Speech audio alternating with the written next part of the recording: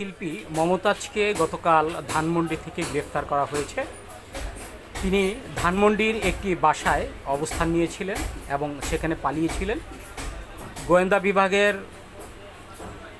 তথ্য অনুযায়ী তাকে গতকাল রাতে গ্রেফতার হয় এবং সাথে সাথে তাকে গোয়েন্দা বিভাগে আনা হয়।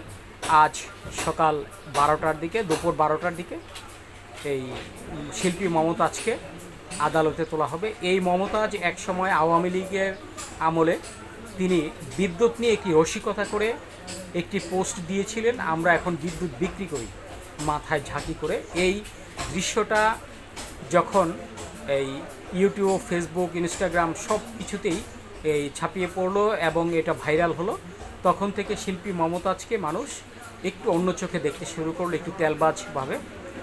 এই এই শিল্পী মমতাজের গ্রেফতারের মাধ্যমে বাংলাদেশে আরেকটি প্রমাণ হলো যে কেউ অপরাধ করে বেশি দিন টিকে থাকতে পারে না।